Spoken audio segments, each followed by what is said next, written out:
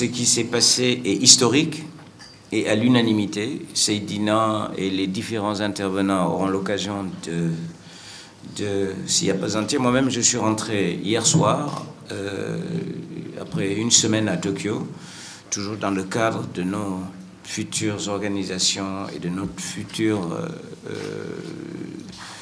groupe pour piloter les prochains Jeux olympiques de la jeunesse.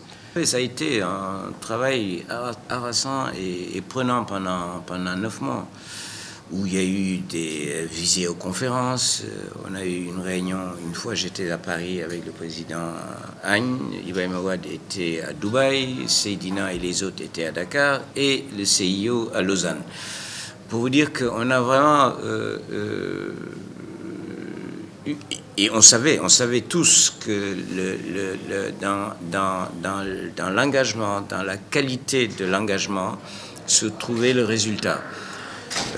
Et je dois dire que le fait de travailler en complicité avec le ministère des Sports, sans anicroche, sans vraiment problème, et d'avoir chaque fois qu'un problème a été posé sur la table par le CIO, trouvé des réponses.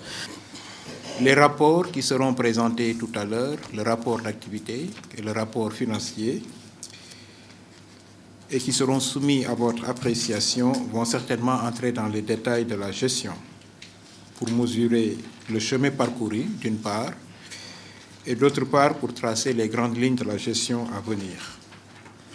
Pour le département que j'ai le privilège de représenter, et pour le ministre des Sports, M. Matarba, notre sentiment est que le travail qui a été réalisé est un travail appréciable, que c'est un travail positif et qu'il mérite d'être soutenu et accompagné, d'abord au plan de la formation des cadres, au plan de la réalisation d'ouvrages sportifs, au plan de l'élargissement des bases de la pratique sportive et au plan de la participation aux compétitions internationales. Nous aurons, disons, 4000 athlètes qui vont venir donc au Sénégal.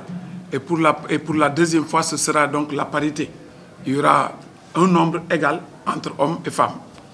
Je veux aussi préciser qu'en ce qui concerne en fait donc la préparation, nous sommes en train de travailler avec la commission technique et en relation avec le ministère. Nous allons particulièrement, et le président l'a dit tout à l'heure aux membres du comité directeur, mettre en place un plan-programme qui va nous servir donc de bréviaire pour pouvoir atteindre en fait nos objectifs. Aujourd'hui, au moment où nous parlons, l'écrasante majorité, la quasi-totalité des fédérations internationales veulent venir au Sénégal. La deadline qu'on s'est posée, c'est début 2021. Début. Et déjà, fin 2019, il y a des bâtiments qui seront rendus et qui seront opérationnels. Pour le reste, je pense que si le CIO, après avoir envoyé plusieurs missions, a retenu la candidature du Sénégal, c'est que notre projet était sérieux.